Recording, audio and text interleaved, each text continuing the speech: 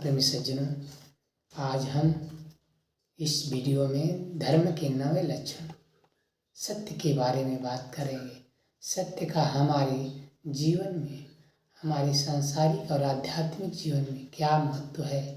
हमें सत्य क्यों अपनाना चाहिए, सत्य क्यों बोलना चाहिए, सत्य से ही जुड़ा कार्य क्यों करना चाहिए, सत्य से क्या हमें लाभ है या हानि, सत्य से हमें क्यों दूर नहीं जाना चाहिए, सत्य को क्यों अपना करके हम अपने जीवन चरित्र को भी सुधार सकते हैं और ऊंचाइयों पर भी जा सकते हैं। प्रेमी सज्जनों, सत्य 2 प्रकार के होते हैं, एक पारमार्थिक सत्य, दूसरा व्यवहारिक सत्य। पारमार्थिक सत्य क्या होता है? शाश्वत है, हमेशा एक जैसे रहता है, अपरिवर्तनशील है, कभी बदलता नहीं, इसमें न तो बदलाव किया भी जा सकता है। आज जो सांसारिक सत्य है, जितने भी संसार के मनुष्य कार्य अपने करते हैं, ईमानदारी से करते हैं। जो लोग जो सत्य बोलते हैं वे लोग पारमार्थिक सत्य नहीं बल्कि सांसारिक सत्य का पालन करते हैं। पारमार्थिक सत्य में सिर्फ आत्मा और परमात्मा ही है, ये स्थिर है, शाश्वत है, अपरिवर्तनशील है।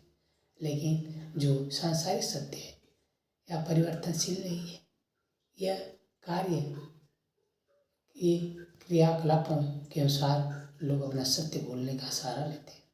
प्रेमी सज्जनों, एक कहानी के माध्यम से समझेंगे कि हमारे जीवन पर सत्य बोलने का, सत्य से कार्य करने का, सच्चाई से कार्य करने का, ईमानदारी से कार्य करने का क्या प्रभाव पड़ता है। एक कहानी है, एक राजा थे, बहुत वृद्ध अवस्था को प्राप्त हो गए थे, उनकी एक भी संतान नहीं थी। उन्होंने सोचा कि जीते जी मैं किसी उत्तराधिकारी की खोज कर लूँ। ऐसा सोच करके उन्होंने जंगल में एक भरे बैग में स्वर्ण मुद्राएं रख दिया। रख देने के बाद में वो चले आते हैं और मंत्री को और कुछ सैनिकों को आदेश देते हैं कि जाओ, वेश बदल करके उस स्वर्ण मुद्राओं को देखो, कौन लेकर जा रहा है, कहाँ लेकर जा रहा है, इसके बारे में सारी जानकारी मुझे होनी चाहिए। मंत्री और दो या 3 करीब सैनिक द्वारपाल वहाँ चले जाते हैं, जंगल में चले जाते हैं। उसी जंगल में एक लड़का करीब 16 साल की अवस्था का था, वह चला आ रहा था। जब आ रहा था तो उसकी नज़रें इधर उधर भटक रही थी, देख रही थी।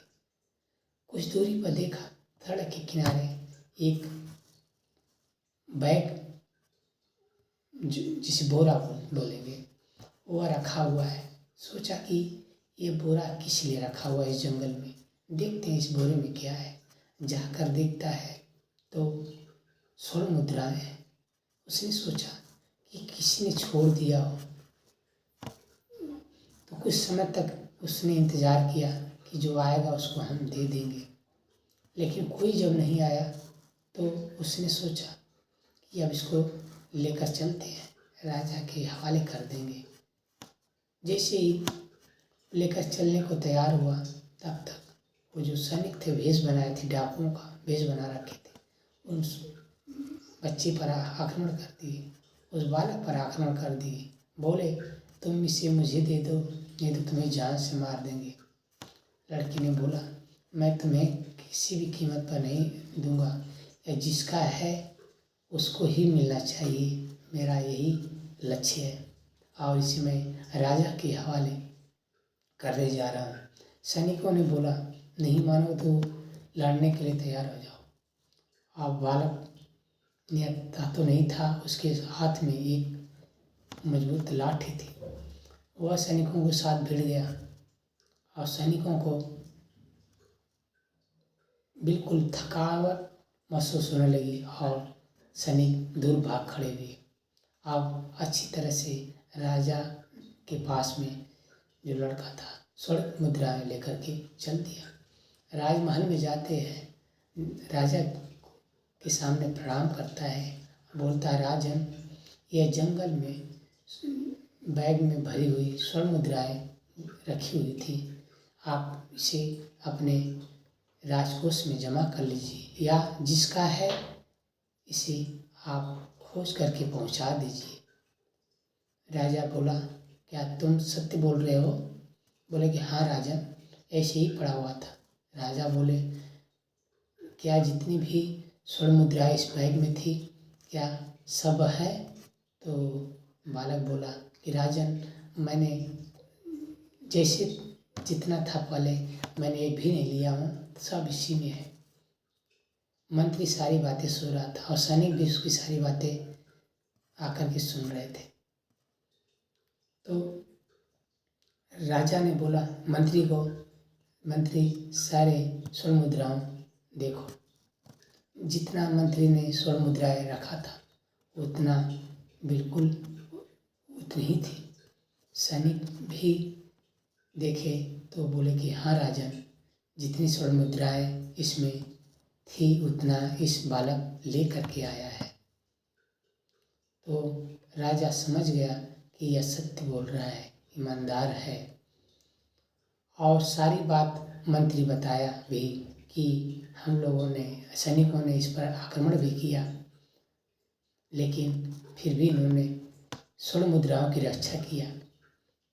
राजा समझ गया कि इससे बेहतर तो कोई भी हमारे राज्य का उत्तराधिकारी, राजा का उत्तराधिकारी, राजा के योग्य कोई नहीं मिलेगा। इतना सुंदर विचार, सुंदर सत्य बोलने वाला, सुंदर आचरण करने वाला, और जिसका जिस पर अधिकार है उसको लौटाने वाला, यदि ऐसा कोई राजकुमार हो, ऐसा राजा बने तो ये प्रजा सुखी होगी। और मंत्री ने भी इस बालक की सराहना किया और समर्थन किया। सैनिकों ने भी इस बालक की सराहना किया, समर्थन किया। इस तरह से राजा ने राज दरबार में सभी के सामने अपने राज्य का उत्तराधिकारी उस बालक को घोषित कर दिया। प्रेमी सज्जनों, आप देख लिए, समय पर कभी भी सत्य को छिपाना नहीं चाहिए, न सत्य में झूठ लगाकर बोलना चाहिए। जो सत्य है सत्य ही बोलना चाहिए।